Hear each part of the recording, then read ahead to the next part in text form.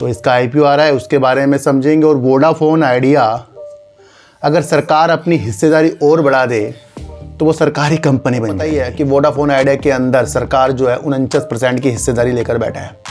अगर और बकाया जो एजीआर का है प्रतिस्पर्धा में इसने अपनी बाजार के हिस्से को बनाकर रखा तो ये बहुत इंपॉर्टेंट पार्ट हो जाता है, क्योंकि बजाज भी पुरानी है, टीवीएस भी पुरानी है। तो ये भी एक इसका पॉजिटिव। समझदार व्यक्ति दूसरों की गलती से भी सुधर जाते हैं और कुछ समझदार व्यक्ति अपनी गलतियां करते करते भी नहीं संभलते।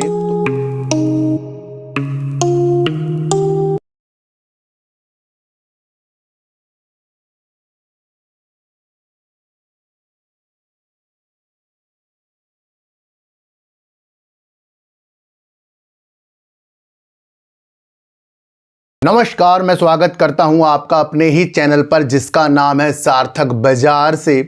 आज बात करेंगे सर, एक आईपीओ आने वाला है इसी चालू वित्तीय वर्ष जो अभी स्टार्ट हुआ है उसके अंदर। ये पहला आईपीओ है वो एथर एनर्जी का है और एथर एनर्जी के जो मालिक हैं उनका नाम तरुण मेहता है।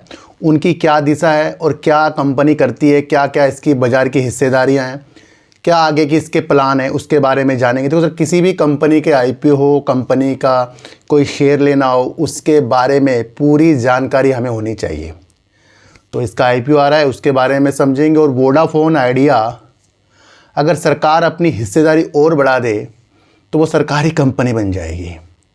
यही कुछ सवाल द इकोनॉमिस्ट टाइम्स ने ज्योतिरादित्य सिंधिया जो टेलीकॉम मिनिस्टर हैं उनसे किए और वहाँ से क्या हमारे सामने निकल कर आ रहा है उसके ऊपर भी आज हम रूपरेखा देखेंगे। क्या ये वोडाफोन आइडिया के लिए पॉजिटिव हो सकता है या निगेटिव हो सकता है, इस बारीकियों को भी आज हम जानेंगे। देखो सर, हमारा मकसद हमेशा उस गलतियों को सुधारने में लगना चाहिए जो हमने गलतियां पहले की हों या किसी की गलतियां हम देख रहे हों।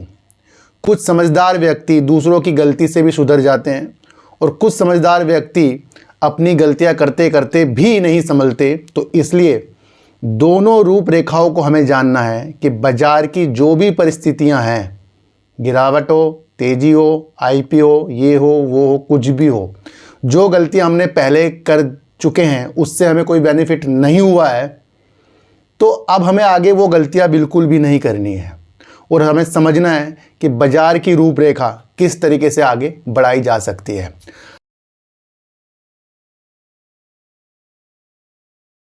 आज हम बात करेंगे दो पहिया वाहन निर्माता जो कंपनी है ईवी पर, इलेक्ट्रिक वाहन पर जो दो पहिया वाहन निर्माता कंपनी है उसका आईपीओ आने वाला है और इसके ऊपर हम आज पूर्ण जानकारी रखेंगे। तो हम शुरू करते हैं। एथर एनर्जी के आईपीओ की तारीख और प्राइस दायरा तय हो गया है भैया।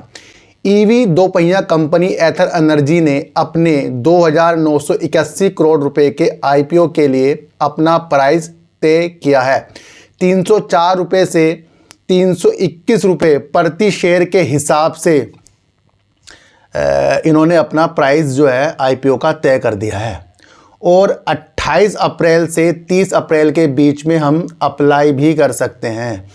तो ये एक न्यूज़ है जहां पर इस वित्तीय वर्ष का ये पहला जब स्टार्ट हुआ ना तो पहला आईपीओ है, इसे भी आप समझ कर चलना। दूसरी तरफ अगर हम देखें तो भैया कंपनी कह रही है कि एंकर निवेशकों के लिए बोली 25 अप्रैल को एक दिन के लिए खुलेगी। जो एंकर निवेशक है, पिछले साल अगस्त में ओला इलेक्ट्रिक ने 6,145 करोड़ रुपए के आईपीओ के बाद ये किसी इलेक्ट्रिक दोपहिया कंपनी का ये दूसरा आईपीओ है। पहला आईपीओ हमारे सामने ओला का आया था जो दो पहिया वाहन निर्माता कंपनी थी इलेक्ट्रिक में।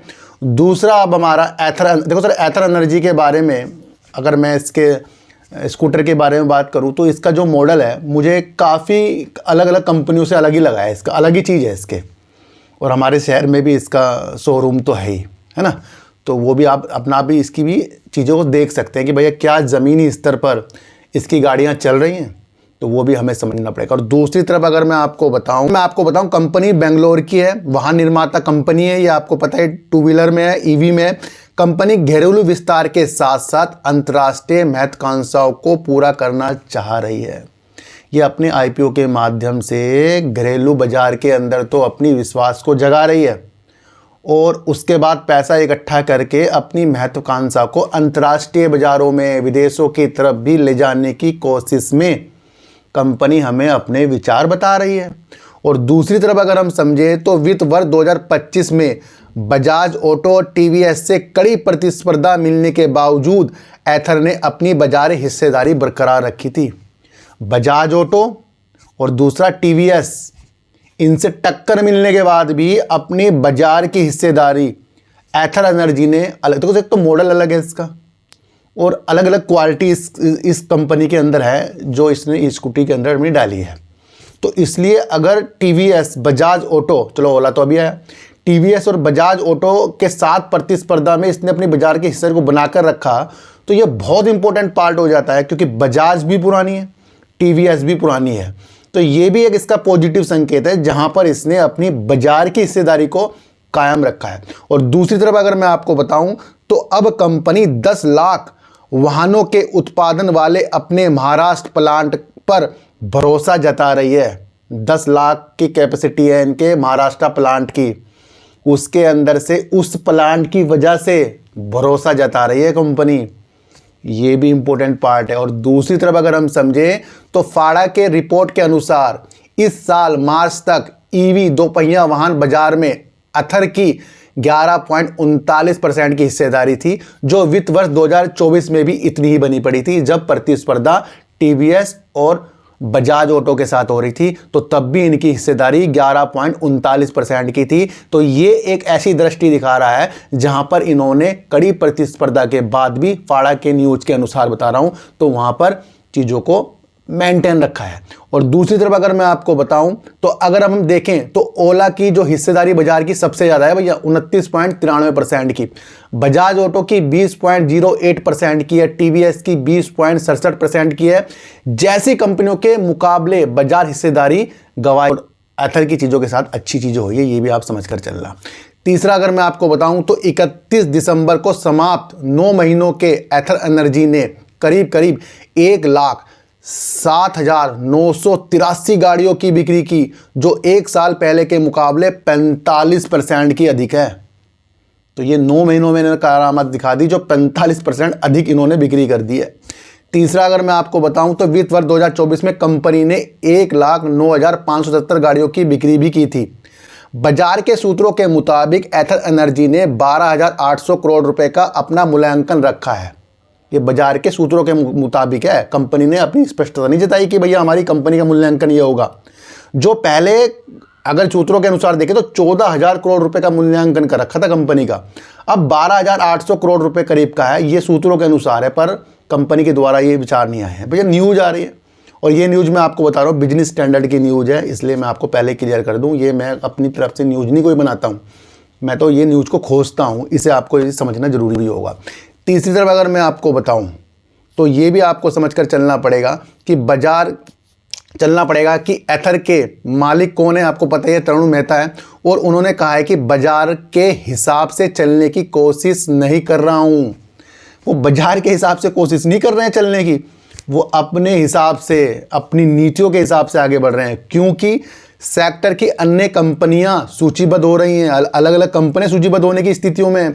इसलिए कहानी स्पष्ट है, उनको लगता है कि निवेशक इसे सराहेंगे, उनको लगता है कि निवेशक उनको सराहेंगे कि ये अपने कदम से आगे बढ़ रहे हैं आईपीओ के लिए। वो बहुत ही पॉजिटिव हमें नज़र आ रहे हैं। और तीसरी तरफ अगर मैं आपको बताऊं तो बैंकरों ने हमें कहा है कि आईपीओ लाने का सही समय और सही मौका है। ये किसको कहा है? तरुण मेहता जी को कहा है। ये बैंकरों ने भी विश्वास जो है तरुण मेहता जी के ऊपर जताया है। तो ये पूरी कहानी थी एथर एनर्जी की। और 28 अप्रैल से 30 अप्रैल तक के आईपीओ में हम अप्लाई कर सकते हैं, पर सोच समझकर, हर एक नीतियों के साथ। मैंने जो भी चीज़ें बताई है वो कंपनी की विशेषताओं या कंपनी की निगेटिव चीज़ों या पॉजिटिव चीज़ों, ये आपको समझना है। पर एथर के ऊपर जो आईपीओ चीज़ें, तो हमें समझना चाहिए कि कंपनी की क्या क्या दृष्टि है, क्या वो कितनी सेल कर रही है, कितनी उसकी बाजार की हिस्सेदारी है। ये संपूर्ण चीज़ मैंने आपको बताई है। अब बात करेंगे द टाइम्स इकोनॉमिक्स में एक न्यूज़ निकल कर आई है, जहां पर उन्होंने वार्तालाप की हमारे टेलीकॉम मिनिस्टर से, जो है ज्योतिरादित्य सिंधिया जी, जो है वोडाफोन आइडिया के ऊपर उन्होंने कुछ विचार रखे। तो सर आपको पता ही है कि वोडाफोन आइडिया के अंदर सरकार जो है 49% की हिस्सेदारी लेकर बैठा है। अगर और बकाया जो एजीआर का है उस पर जो चीज़ें पूछी गई हैं, तो अगर और बकाया के ऊपर इक्विटी में बदला जाए तो कहीं ना कहीं ये सरकारी कंपनी बन जाएगी। तो यहाँ पर कुछ स्पष्टीकरण आया है जहाँ पर ज्योतिराव सिंधिया जी ने कहा है कि वो और बकाये के ऊपर अपना रूपांतर नहीं करेंगे, जो सरकार को देना है वो देना ही होगा। ये चीज़ों को समझो और इसे पूरी तरह समझने के लिए हम न्यूज़ के पास चलते हैं और न्यूज़ क्या है इसको भी देख लेते हैं। वोडाफोन आइडिया में हिस्सेदारी नहीं बढ़ाएंगे, दूरसंचार कंपनी को सरकारी बकाया चुकाना होगा। ज्योतिराज सिंधिया टेलीकॉम मंत्री है। अब ये चीज़ बताओ, हिस्सेदारी नहीं बढ़ाएंगे, ये पॉजिटिव है या निगेटिव है? टेलीकॉम को अपना जो भी है अपना बकाया चुकाना होगा। देखो सर, सबसे पहले तो आप समझो कि संकट से ग्रस्त है, पूंजी से ग्रस्त है कौन? Vodafone idea. अगर ये अपनी हिस्सेदारी सरकार और बढ़ाए तो ये सरकारी कंपनी बन जाएगी। दूसरी तरफ अगर वो कह रहे हैं कि बकाया चुकाना पड़ेगा तो फिर वोडाफोन आइडिया को पैसा भी चाहिए, क्योंकि आगे अब और भुगतान भी होने वाले हैं। तो ये दोनों तरफ से निगेटिव संकेतों के साथ है। अगर अब यहाँ वोडाफोन आइडिया आगे जाकर अपना बकाया जो एजीआर की नीतियों के साथ चुकाएगा, जैसे ज्योतिराज सिंधिया जी ने कहा सरकार को जो देना देना ही होगा, तो वहाँ पर वोडाफोन आइडिया की स्थितियों को आप समझ सकते हैं, है ना। तो ये जो न्यूज़ है ये एक तरीके की संकट वाली न्यूज़ है जो वोडाफोन आइडिया के लिए है। बहुत से लोग कह रहे हैं कि भैया और बकाया नहीं बढ़ाया जाएगा, मतलब और के लिए जैसे 49% है और नहीं बढ़ाएंगे तो कहीं से कम ये प्राइवेट कंपनी रहेगी, पर अगर नहीं बढ़ाएंगे तो बकाया तो देना होगा ना। तो ये भी स्पष्टीकरण आगे आगे होंगे। दूसरी तरफ अगर हम एक चीज़ और देखें तो वीआई यानी वोडाफोन आइडिया में सरकार 49% की हिस्सेदारी है। ये पूछा जा रहा है सवाल, क्या आप इसे और बढ़ाएंगे के लिए तैयार हैं? तो मंत्री जी ने कहा नहीं, तब ये वोडाफोन आइडिया एक सार्वजनिक क्षेत्र का उपक्रम यानी कि पीएसयू यानी सरकारी कंपनी बन जाएगा। और आगे जो एजीआर पर भी सवाल उठाए गए हैं, पूछे गए हैं, तो जल्दी ही पुनर्भुगतान करना होगा। तो मंत्री ने ये भी कहा है कि ये ऐसी चीज़ है जिसे कंपनी को निपटाना होगा भैया, जो भी एजीआर ड्यू है।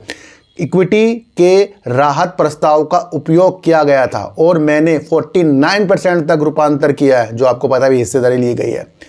अन्यथा आप एक सरकारी कंपनी बन जाएंगे। ये वोडाफोन आइडिया को ले कह रहे हैं, सरकार को जो देना है वो सरकार को देना है, खिलाड़ियों पर सरकार को भुगतान करने का दायित्व है। यानी कि सरकार जो है, जो भी खिलाड़ी हैं, जितने भी खिलाड़ी हैं, उनके ऊपर कोई भी एजीआर की चीज़ है, स्पेक्ट्रम की चीज़, उसको दायित्व है जो सरकार को निपटाना पड़ेगा। तो यहाँ स्पष्टीकरण क्लियर है, ज्योतिराज सिंधिया जी और अपनी हिस्सेदारी नहीं बढ़ाएंगे, और अगर नहीं बढ़ाएंगे तो बकाया चुकाना पड़ेगा।